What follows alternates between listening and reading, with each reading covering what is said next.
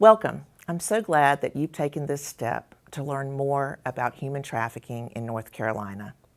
I'm Pam Strickland, the founder of North Carolina Stop Human Trafficking and a part of the grant team that produced this film. We all need to learn about human trafficking so that we can identify it and report it when we see it. But human trafficking can be a difficult issue, so I want you to take care of yourself. If you see something that disturbs you, please feel free to take a break. Not all of the material in this film is appropriate for all ages. We suggest that students be at least middle school age or older. The most important voice in the anti-human trafficking movement is the voice of the survivor. We will hear from 3 courageous survivors sharing their stories about being trafficked in North Carolina. We wish we could share more. Obviously, not every trafficking scenario will be represented. Each survivor's story is individual and is their own to tell. This film is not intended to suggest a correct way to recover from human trafficking. We just want you to understand that healing is possible. There are many roads to recovery and dozens of agencies right here in North Carolina that strive to help survivors on their journey. At the end of the film, we'll share several with you. Please join me now as we seek to understand human trafficking in North Carolina. North Carolina is a beautiful state full of natural resources. It's a tourist destination, bringing in $22 billion per year. It has fertile soil and a mild climate that grows tobacco, sweet potatoes, and more, making agriculture a $92 billion industry. North Carolina is home to 7 military bases, contributing $100 billion to the state economy, and interstate highways make traveling in, out, and within the state a breeze. All of these attributes, in addition to other characteristics, combine to make North Carolina a hub for human trafficking. Human trafficking involves the use of force, fraud, or coercion to obtain some type of labor or commercial sex act. You know, the best explanation I've heard about what human trafficking is from Dr. Lauren Bethel. It's that it is an exploitation of vulnerability. And so within the U.S., we define human trafficking according to sex and labor trafficking. And it is the use of force, fraud, and coercion for commercial sex act or forced labor.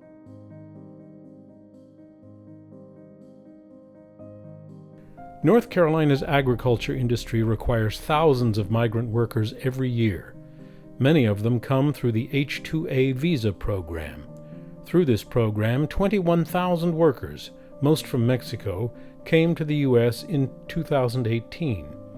Thousands more work in North Carolina fields without a visa. All of them are vulnerable to labor trafficking. The layperson's definition of labor trafficking would be where an entity or an individual uses physical force or non-physical means of coercion, like debt or threats of harm, or even fraud, false misrepresentation, to trick someone or trap someone into working against their will. I think in just focusing on sex trafficking, we're really doing North Carolinians a disservice for a host of reasons. There are a number of reports globally and nationally showing that by and far, labor trafficking is the majority of trafficking that's occurring in our world. But also because I think understanding labor trafficking and labor exploitation helps us to better understand how to investigate and prosecute sex trafficking.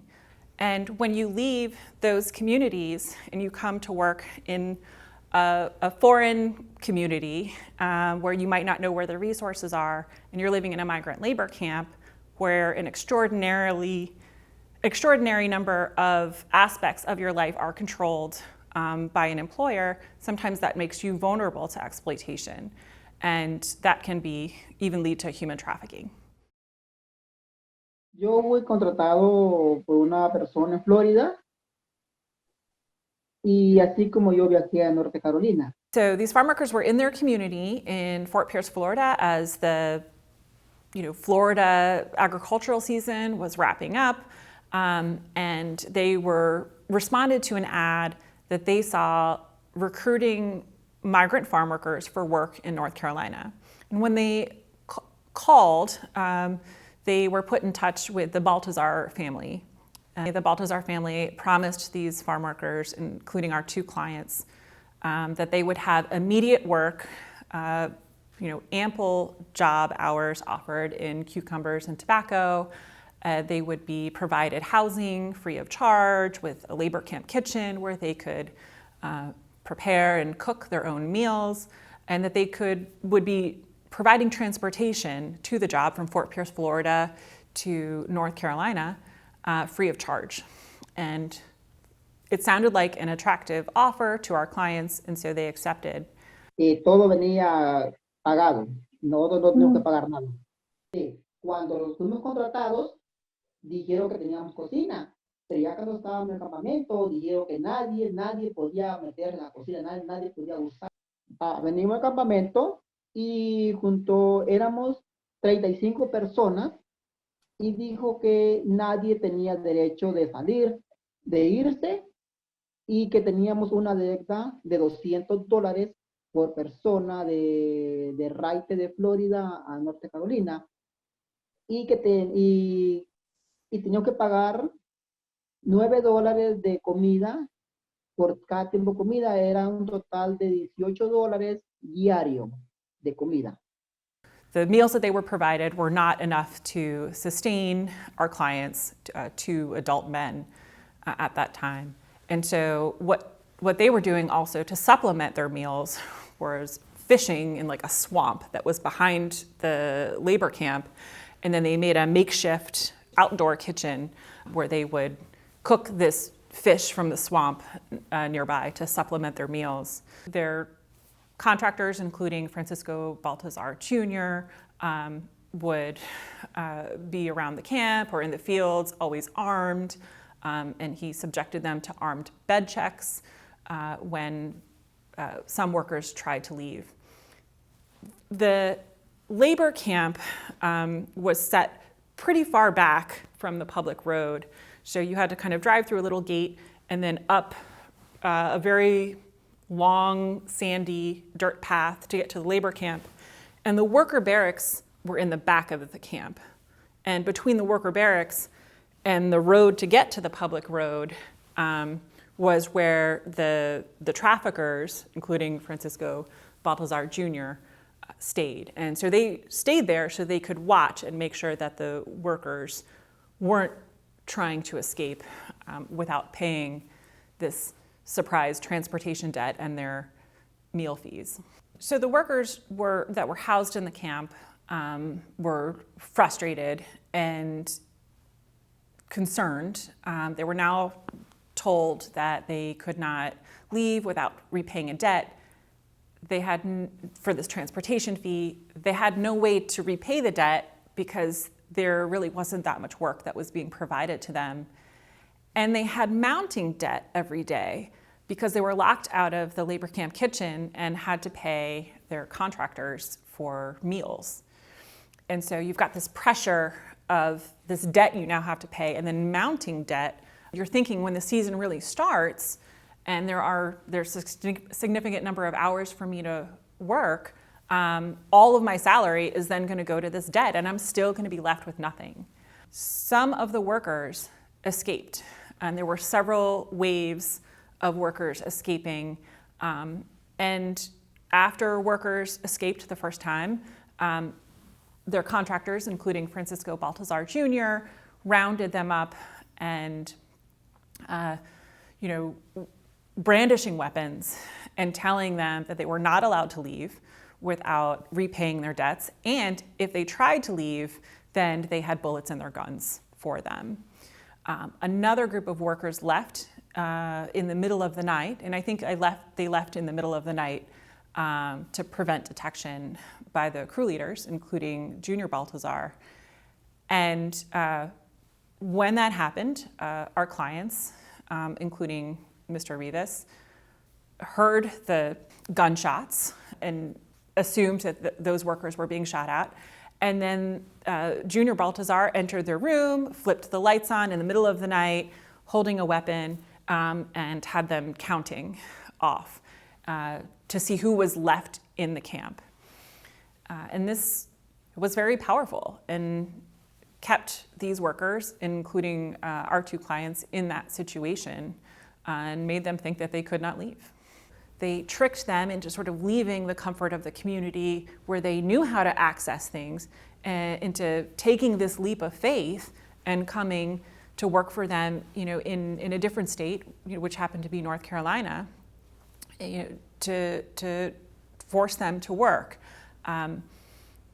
We don't typically see force, fraud, and coercion in all of our trafficking cases. But this case certainly was an example where they employed all of those means to keep someone in the situation and with the intention of forcing them to work.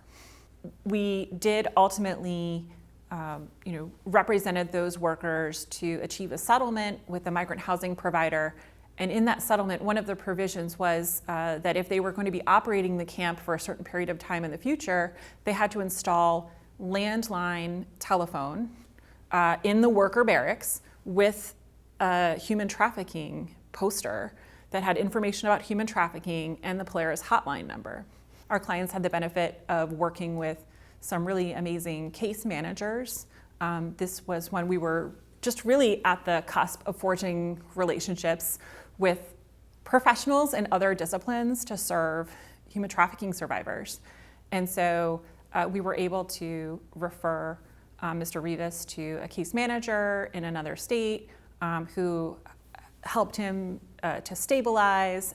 He's now been reunited with his family in a safe place, and has, through the help of the case manager and through his own power and drive, has been able to move on from this trafficking situation. Que la gente es para trabajar, no es para que abusen de ellos, para que no es que los traten mal, que la gente sea libre, que no sea esclavizada, porque nosotros emigrantes venimos a trabajar duro, pero no nos gusta que los traten mal. Eso nomás quiero decirle a las personas que contratan gente, que tengan un poco de compasión con nosotros. Agriculture isn't the only industry to exploit vulnerable people for their labor.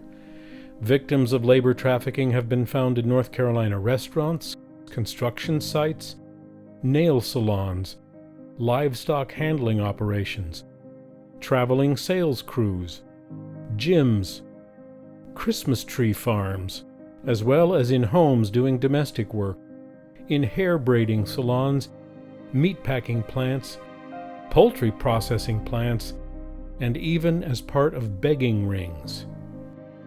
Other areas of labor trafficking that my agency has worked with survivors from has been in hostessing situations. We also have worked with people trying to come out of strip clubs as well. We've worked with people that have also been trafficked through what is commonly being looked at as sports scholarships as well, where there's undue labor around these aspects, and also additional labor and fundraising that's being looked at within that. I really just want to point this out because it can be anywhere and it can be anyone. Anywhere where you have a highly migrant, low-wage worker population, where often their housing is controlled by their employer, maybe their access to health care, to information, obviously their pay. They're isolated from their families, they're isolated from the community. They may also be there with an immigration status that is tethered to their employer, and that can be incredibly powerful. And so and can be used to traffic someone and force them to work against their will. In one of those cases, it was a contractor who was trafficking a member of their family to work in the fields, but then also be a domestic servant for their family. In another case, it was just domestic work in the home, cooking, cleaning. They also provided them to a business, but also collected their paycheck at the end of the day, so that they actually didn't have access to the pay that they were earning at that business.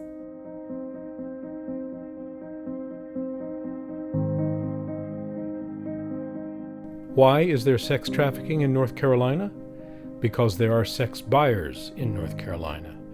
And if there is demand for commercial sex, traffickers will meet that demand. The people who exploited me or trafficked me, they were African American females. And that's one reason why I want to tell my story, because I want people to know that, it could be people that you trust, and they can kind of garner that relationship with you, and you're thinking it's one thing and it might end up being something totally different. I grew up in Newark. It's a city in New Jersey, and I was there until I turned 11, and then we moved to North Carolina. I ran away. I got on the plane at RDU, and I went to New Jersey because I wanted to be back where my friends were, where I grew up. There was a family that I was kind of acclimated with, and they took me in. And so while I was taken into this family, the young lady in the family, who was about maybe 5 to 6 years older than me, so I'm going to say she was like 17, 18, she made some connections with some Hispanics at the bodega. Well, the first time she took me, she told me to take a shower, which I thought was weird. And when I came out of the bathroom, she had clothes for me. And I put these clothes on, and I probably was 100 pounds soaking wet back then. And I put these clothes on, and she took me to this store, and she said, I'm going to take you here, and you do what they tell you to do. And I didn't have a clue until I got into the room what was going to happen. It started with one man, and then it ended with about 7. And so they were doing all types of things to my body. And they had this jar of moonshine, like a liquor, where they would have all of the fruits at the bottom. And I think probably around the 4th or 5th time, they would offer me the cup. And about the 5th time, I would drink it just so I didn't feel what they were doing to my body. At one time, when I told her I didn't want to go in the store, she hit me in the face with a bottle, and it busted my face up really bad. And so I just continued to do it because I didn't want to get hit anymore. They kept me in a back room with a lock on the door. It was like a 3-bedroom apartment, and my room was all the way in the back, and they would lock me in, and they would unlock it when they wanted to bring me out. So some days I stayed in the room like all day without having to, I never came out. And they would give me like this jar and bucket if I had to use the bathroom. So that was my my restroom. I felt like the clerk in the store could have helped me, but she didn't. It was like she was sorrowed when I came in the store, like she knew what was going to happen to me. And she would look at me in despair, right? And I would have this look on my face, and she would drop her head, and they would take me to the back, and I would come out, and she would drop her head. And I don't think I was the only little girl that was going in the back of that store. I don't. My day was just Friday from 4 to 7. This went on for about 16 months. So I was like 13, and it was like clockwork. Every Friday I would go to this store, and they would take me to the back of the store. It was almost like a living quarter. And they would give me money, and the people would wait for me outside the door, and then they would take the money out my hand. God bless my mother. She hired a detective.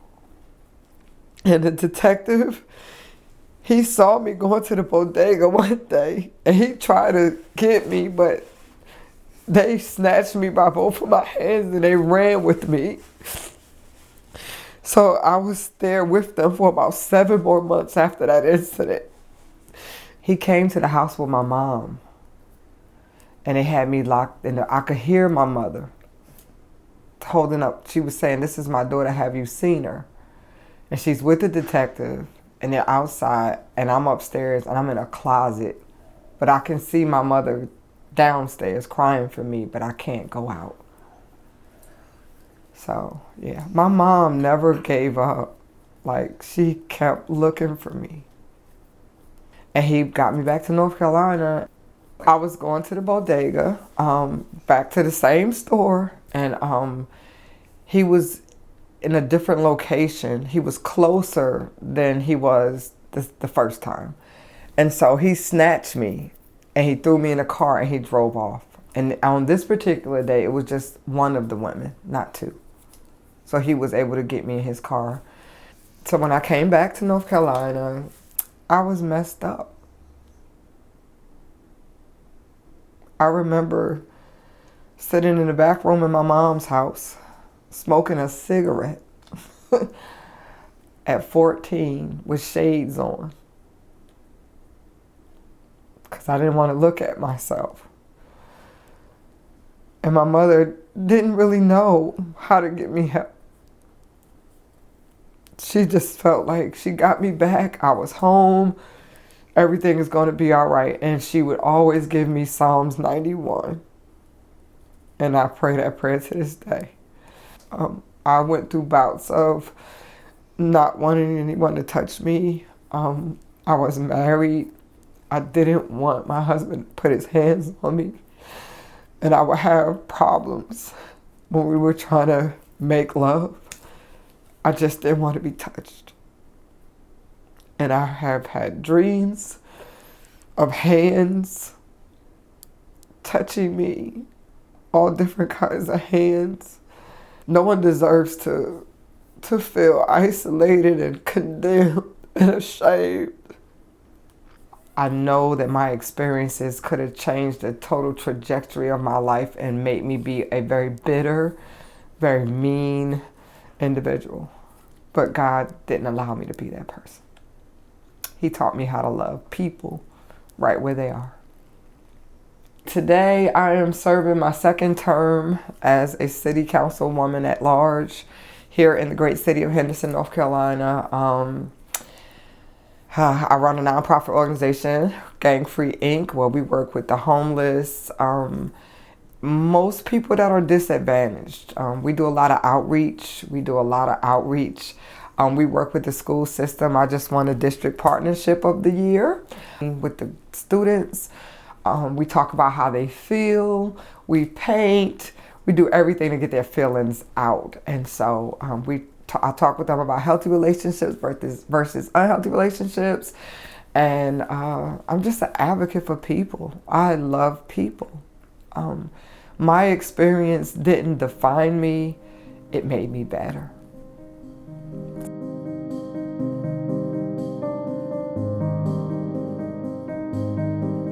Here at Beloved Haven, we offer a daytime drop-in center, which allows the women who are still in the life, who are still living on the streets, to have a place where it is safe, it is comfortable.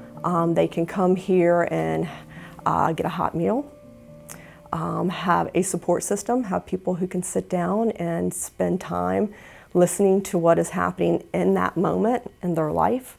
They can get emergency bags, which will have a pair of leggings or shorts, a t-shirt, a jacket, a sweatshirt, some hygiene products, a snack, bottled water.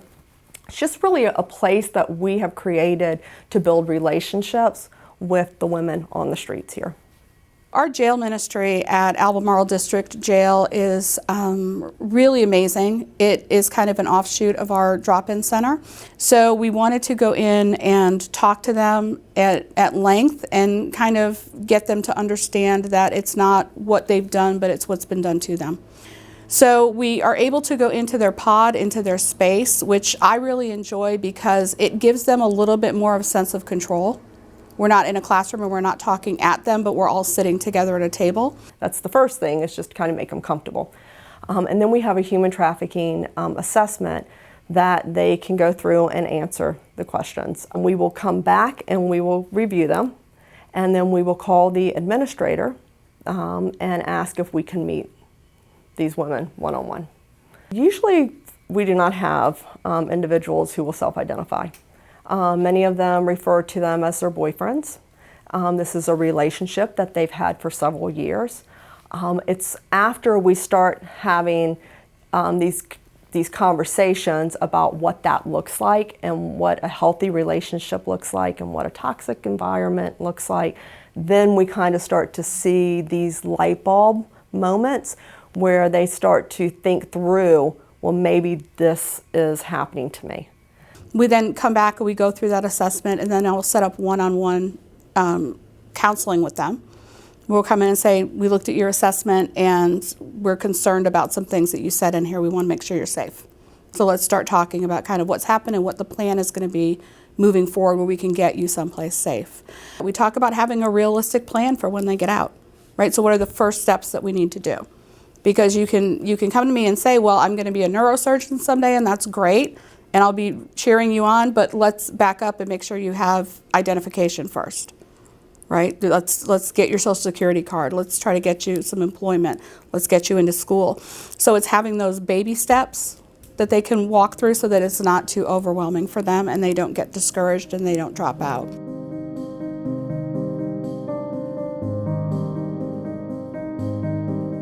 I typically have just seen that it can be anyone. Just like the trafficker can be anyone, the victim can be anyone, and so can the buyer. I think reducing demand is going to be our key. I think it's going to be working closely with law enforcement and having those relationships built where law enforcement is also starting to recognize the buyers as the criminals that they are and charging them as such. I think that really would help. I think that it's really about just education and educating the potential buyers of what this really looks like for the victim.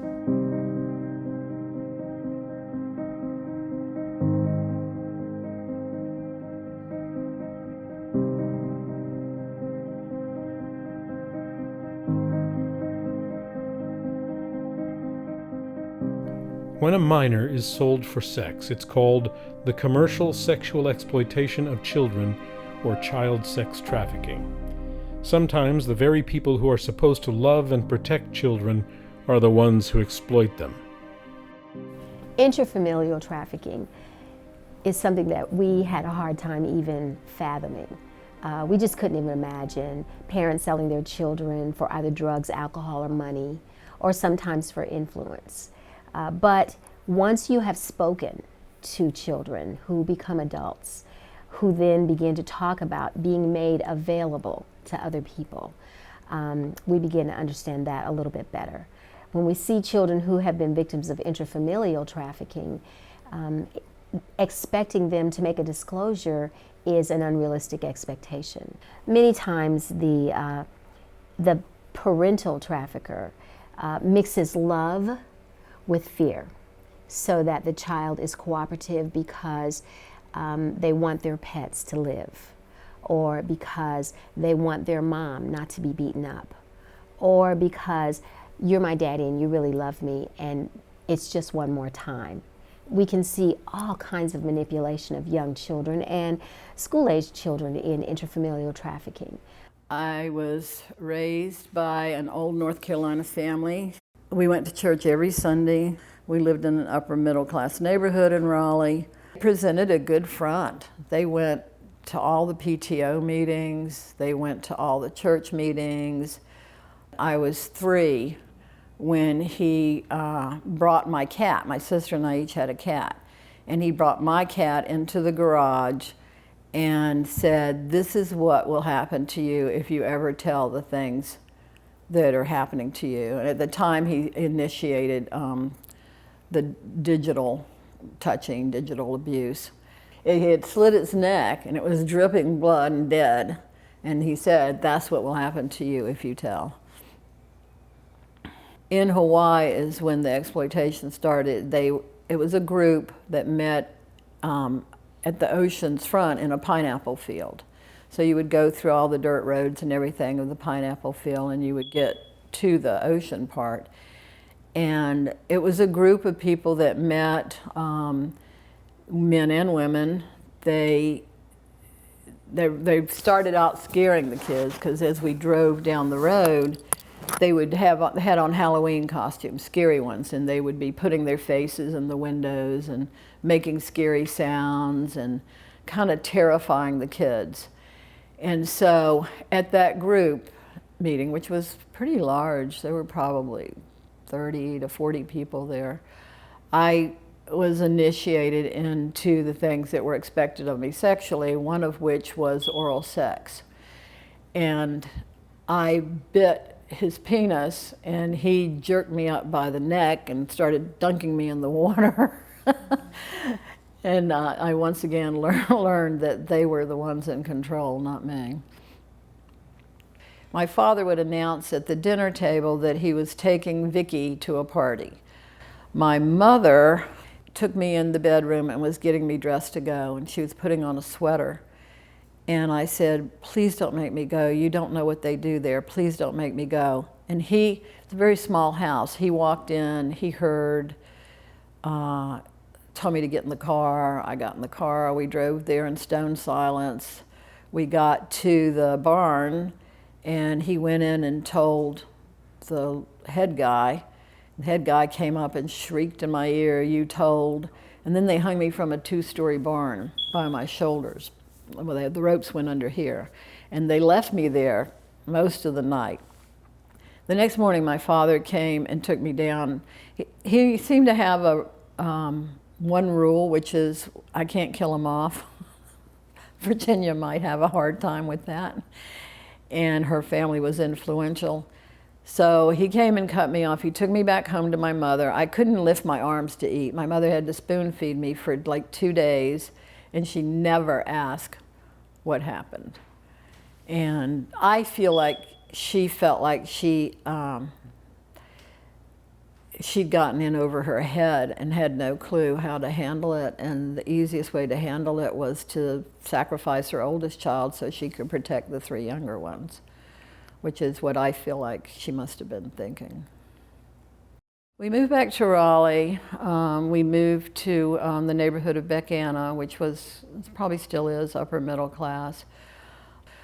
I went to junior high, and the principal was a pedophile, and he would have sexual encounters with me, as well as a couple of other kids that were at the school.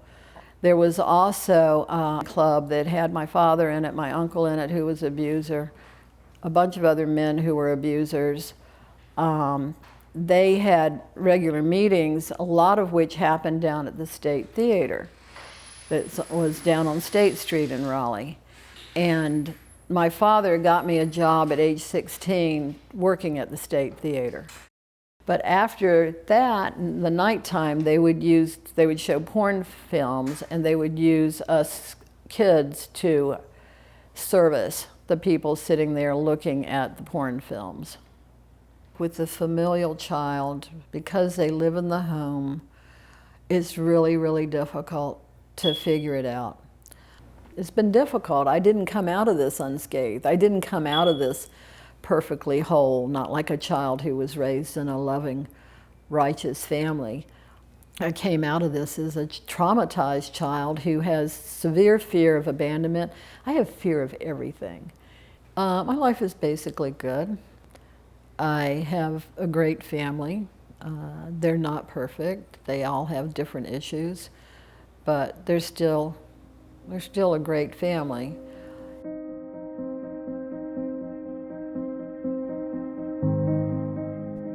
The number one way to traffic a child is through love, not through force. What we see instead is the grooming process, the getting to know you, getting to learn what your vulnerability points are. Sometimes these electronics are becoming babysitters. So our youth are stuck in front of them all the time, and perpetrators know exactly where to target and what sites they're using and how to go about targeting them. Perpetrators have 24/7 access to our kids.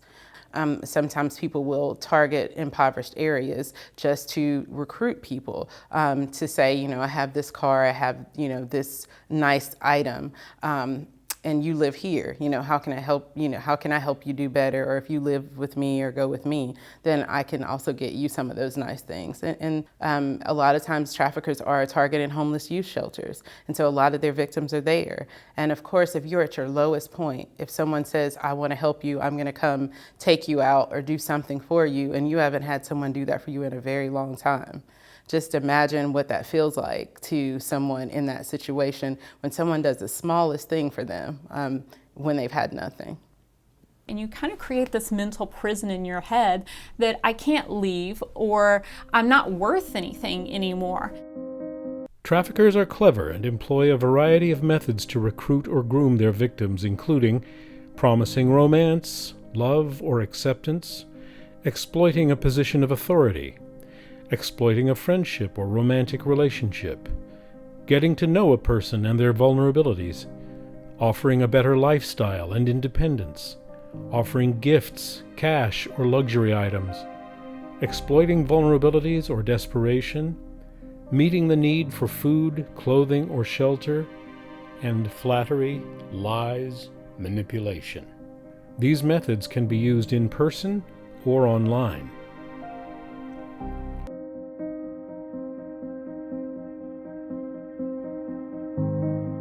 The assumption is that traffickers are almost always going to be men and victims are almost always going to be women and girls.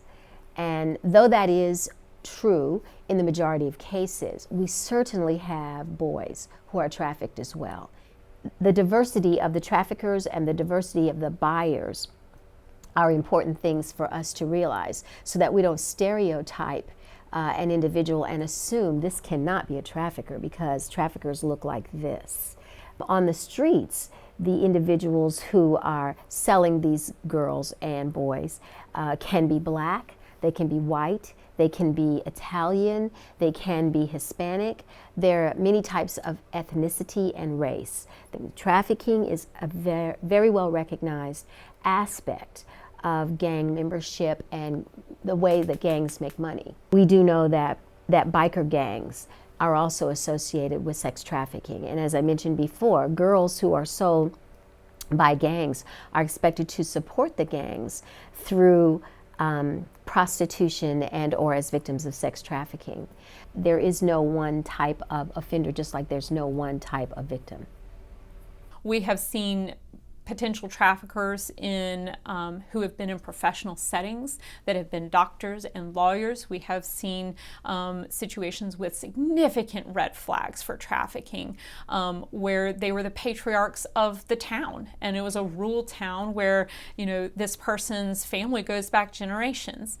And we have also seen it where potential victims also become victimizers themselves. We've brought those cases against crew leaders, many of whom are from the countries that our clients are also from. We have represented a significant number of survivors who were trafficked by a family member. When you first think about it, you're like, how could someone do this to a member of their own family? But when you take a step back, I think you can see how, you know, who is going to know more about what your vulnerabilities are, maybe how to control you. The person most able to affect your community and your access to a safety net than maybe someone who is a little bit closer to you. See that there are a lot more traffickers who are male, but that doesn't discount that we have a lot of female traffickers as well. And so a lot of times I try to tell people, don't always look for what you think is the obvious choice, because sometimes it can be that female that's with that person who's talking for them, who looks like they're nurturing them, who's all along the person who's responsible for, you know, the trauma and the pain that they're dealing with. Traffickers can look like anyone. They can be any age, they can be any race, they can be any socioeconomic status. I think the biggest thing is anyone who wants to exploit someone else is what a trafficker looks like.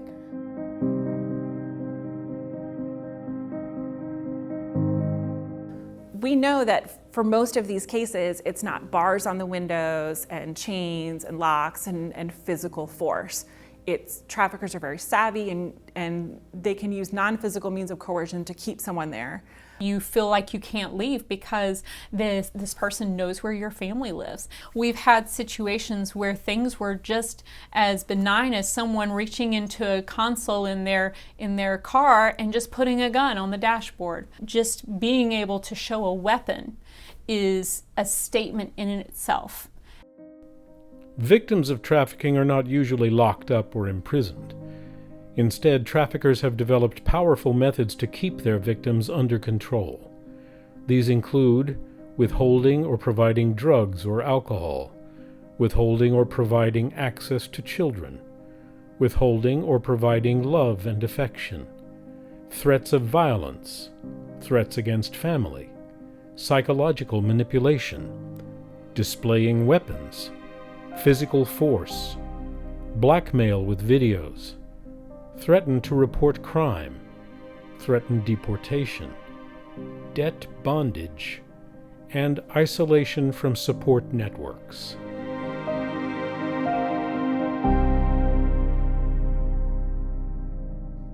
We have no certain look for a trafficking victim. I think with traffickers and victims, we get and we find what we're looking for. If we're only looking for, males of color to be traffickers, that's what we're going to find. If we're only looking for white females as trafficking victims, that's what we're going to find. We do know that in the United States, children of color are overrepresented significantly as victims of sex trafficking.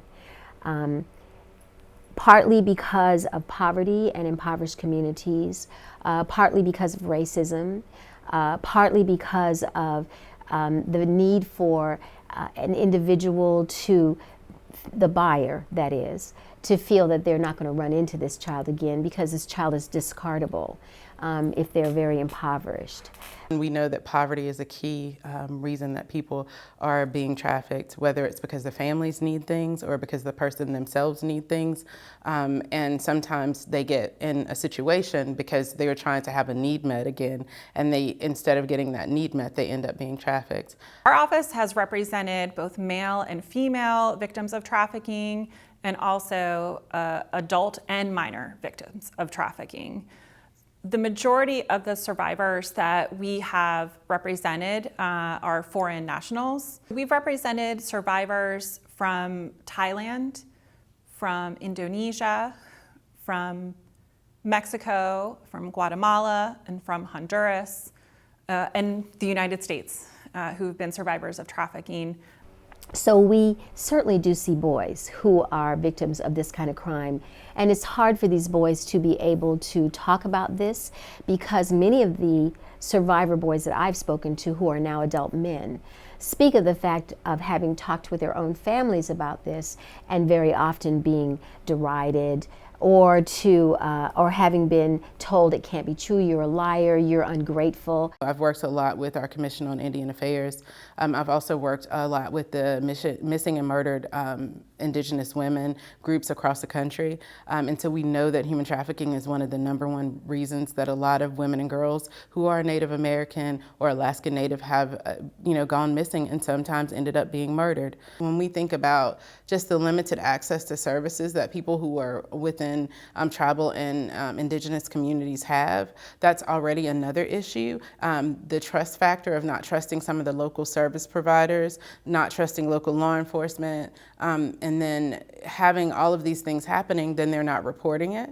One of the things that we have noticed is they have had a recent uptick in cases when it comes to when the casinos are kind of doing business on a regular basis, that they have started to see a lot more trafficking, especially since they've been doing a lot more training in that community. I think that when we talk about trafficking, we know that there are some populations that are a little bit more vulnerable. While we know that anyone could be a victim of trafficking, we know that our youth are definitely one of the largest populations that are targeted, specifically because just being under the age of 18 makes people vulnerable to being trafficked.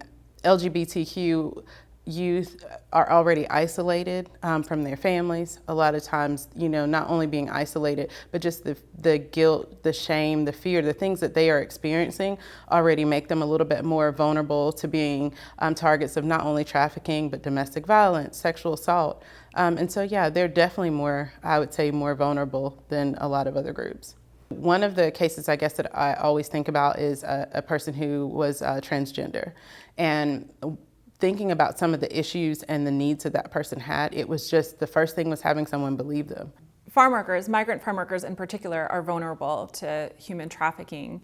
Migrant farm workers, for example, are leaving the safety and the community that they know, where they know to get help, with a promise of opportunity in a foreign place. They're uprooting their lives, often traveling without their families to go follow the planting and the harvest season.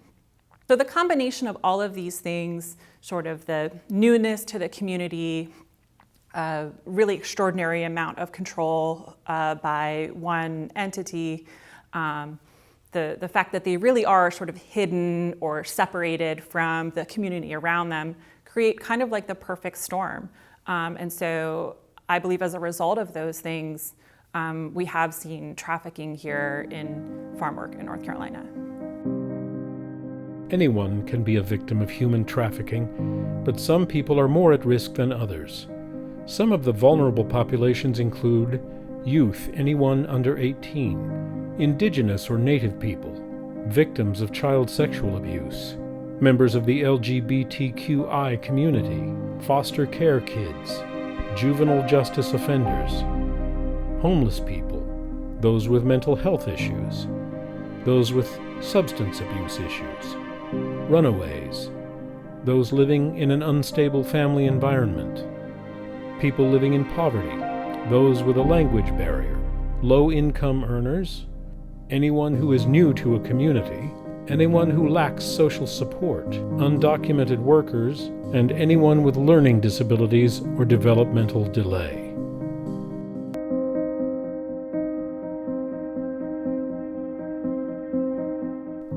The spread of myths and false information about human trafficking harms victims, survivors, and the entire anti-human trafficking movement. Awareness isn't the end goal. People need to be armed with facts to fight human trafficking. As a movement, we need to combat misinformation about human trafficking with diligence and persistence.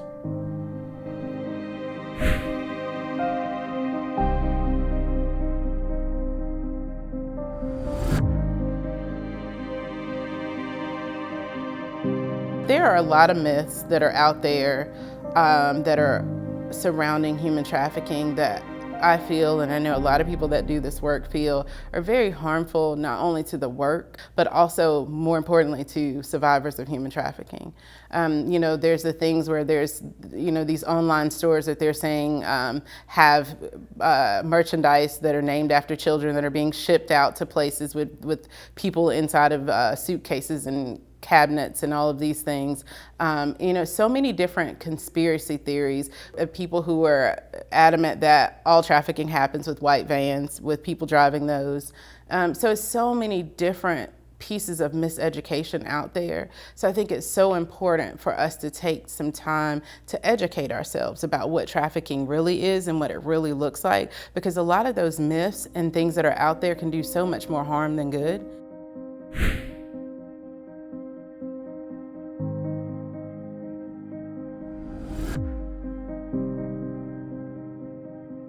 We rarely see kidnapping. If you're kidnapping someone, then people are hopefully out looking for that person. I always say if they kidnapped them, it's they kidnap their mind, but not their body.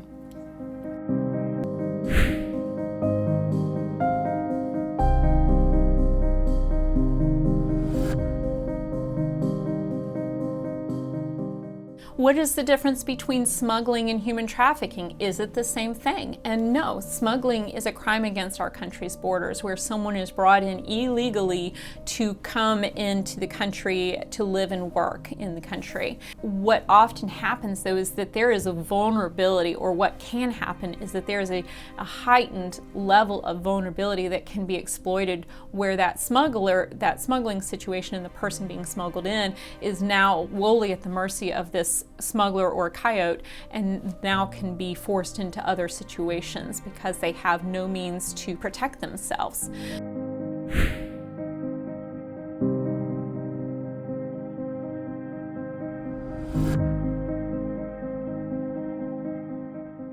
When someone is trying to get out of that situation, they may not recognize that they have been potentially trafficked. Or sometimes situations where potential victims don't want assistance because it makes them feel more of a victim. Usually we do not have individuals who will self-identify. Many of them refer to them as their boyfriends. This is a relationship that they've had for several years. It's after we start having these conversations about what that looks like and what a healthy relationship looks like and what a toxic environment looks like, then we kind of start to see these light bulb moments where they start to think through, well, maybe this is happening to me. We do see that trafficking victims do not self-identify. Guilt, the shame, the fact that they felt like it was their fault. They feel like they did something wrong, not that something wrong has been done to them.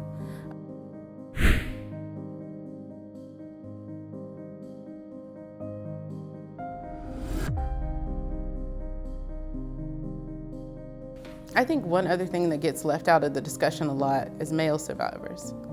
I think it is so important to help people understand that male victims are real. It's something that happens all the time, because then we can help normalize reporting for males and actually having them stand up and say, this is happening to me also.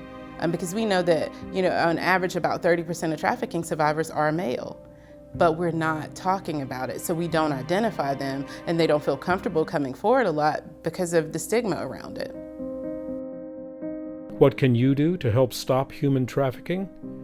Keep your eyes open for people displaying these red flags: nervous, anxious, or depressed demeanor, no eye contact, communication barriers, fearful of boss or manager, fearful of authorities, not allowed or not able to speak for themselves, have little or no money, can't leave the job site or house alone, clothing inappropriate for age, weather, or situation, much older romantic partner, chronic runaway, lack of control over his or her schedule, money, or identification, gang affiliation, substance use or abuse, unexplained travel, tattoos, microderm piercings, changes in academic performance, changes in friend groups or support network, identification documents held by third party,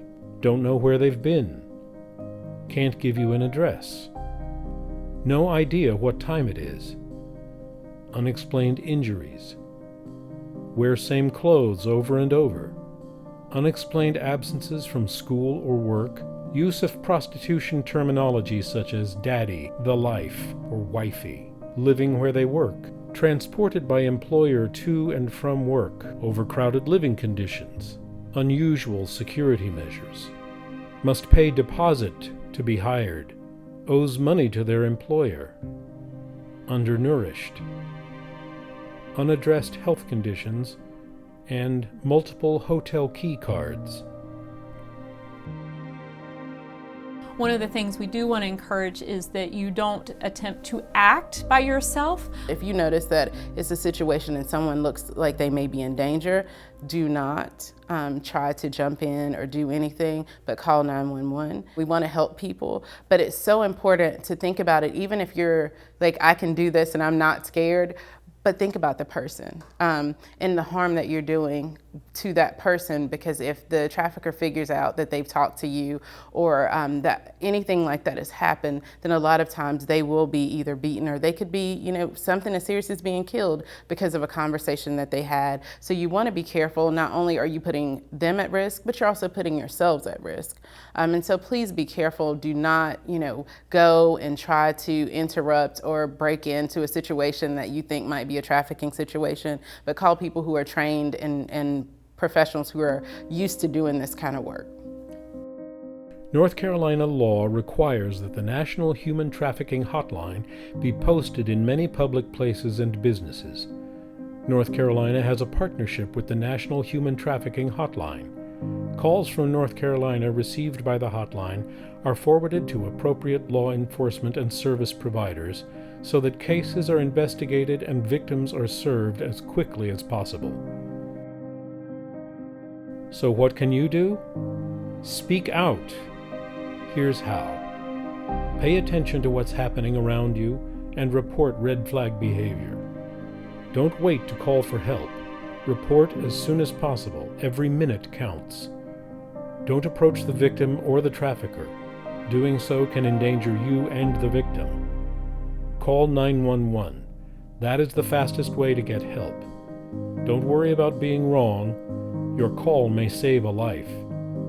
Call the Human Trafficking Hotline at 1-888-3737-888. If you can safely take a photo, do so. Human trafficking is a scourge, and you have the power to help stop it just by having the courage to speak out. Community members can do a lot of things. They have a lot of powers that we all don't have. One thing that they have is a power to, really push their legislators on policy changes, law changes that would actually make things a lot easier. So stay informed on different policies and legislative issues that are happening, and then help support your local programs who may have funding that restricts their ability to comment or say anything as it comes to, as it relates to legislative changes. The manpower. A lot of our service providers don't have the capacity to provide any sort of, resources or services outside of kind of their normal everyday thing. But a lot of our community members have businesses, churches that can help with donations. No one agency can do it alone. We need the support of the community. Community members are incredibly impactful and needed to have a voice in ending human trafficking. We cannot do this alone without you. We ourselves are community members as well, and we need to have that holistic support from our neighbors, from our family, from our community itself. And so one of the things definitely I want to encourage is to speak out. Speak out of what you're seeing. Speak out when you feel like something's wrong. And being able to connect with those in your network. Create that network that you can problem solve some things with, of saying, hey, I saw this. Does this feel wrong to you too? That you can then speak out, and you can call your local law enforcement with the Crime Stoppers. You can call the National Human Trafficking Hotline, and they can help you walk through what you may have seen and whether that needs to be reported in situation as well. When you know about it, when you learn one thing about trafficking, tell it to someone else. Take that time to speak out. Help our communities. You don't know if that one person you tell is a person who could have been a victim, or it could be that one person you tell tells one other person who could have been, you could have prevented them from being trafficked. When we're thinking, oh, it doesn't happen here, or it doesn't happen in my neighborhood, or it would never happen over here, those are the things that keep us from being able to identify what trafficking truly is and what it looks like, and to be able to help all the people that we want to help. When we look at human trafficking, we see it as an onion. You start to pull back the strips and you start to see that there's more going on underneath. Definitely, please speak out, be aware, be able to educate yourself, be able to talk with your friends and family, and create that sense of community, because you yourself may be the changing force for someone's life. Now you know. Human trafficking is here in North Carolina, and it could be in your backyard. And you can speak out and be the one to be the voice for the voiceless. If you know someone who needs to understand human trafficking better, I hope that you will share this film with them. And if you know professionals that work with vulnerable populations, I hope that you will refer them to us so we can assist them in getting additional training. If we all work together, we can end human trafficking. I hope that you will join the anti-human trafficking movement here in North Carolina. Now you know. What will you do?